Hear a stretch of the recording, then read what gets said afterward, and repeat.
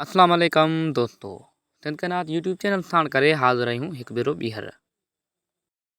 दोस्तों असांजी हमेशह इहा कोशिशि रहंदी आहे त असां वधि खां वधि दिलचस्प वीडियोस अव्हां दोस्तनि जे लाइ खणी अचूं। ऐं असांजी अॼु जी दिलचस्प वीडियो पाकिस्तान जे अज़ीम औरत सियासतदान बेनज़ीर भुट्टो मुतलिक़ आहे। बेनज़ीर भुट्टो जी हुकूमत वारे अरसे में हिकु राति खेसि ख़्वाब में हिकु फ़क़ीर आयो।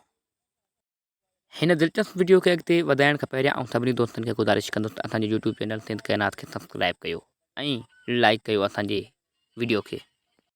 ख़्वाब में फ़क़ीर बेनज़ीर जी सलामतीअ लाइ खोड़ सारियूं दुआऊं कयूं ऐं संदसि हुकूमत जी सलामतीअ लाइ पिणु दुआऊं कयूं।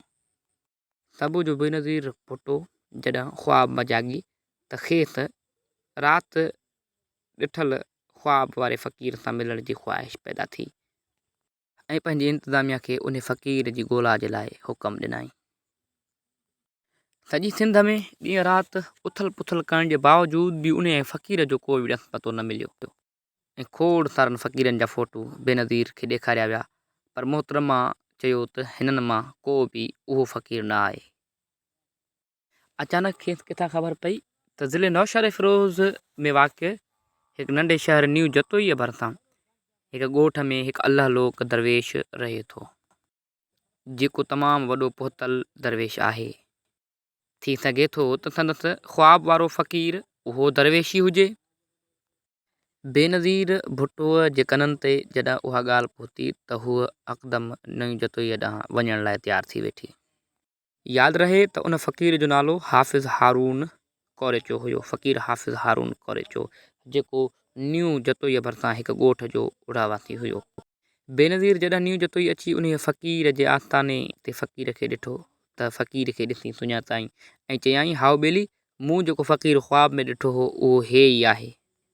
बेनज़ीर काफ़ी वक़्त ताईं उन फ़क़ीर सां कचहरी कई, ख़ासि रूहानी राज़ सिखियाईं ऐं उन फ़क़ीर खां ॾाढी मुतासिर थी।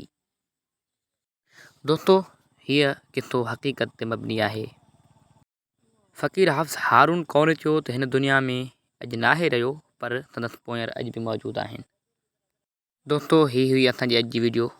अव्हांखे कीअं लॻी अव्हां पंहिंजी राय जो इज़हार कमेंट में करे सघो था।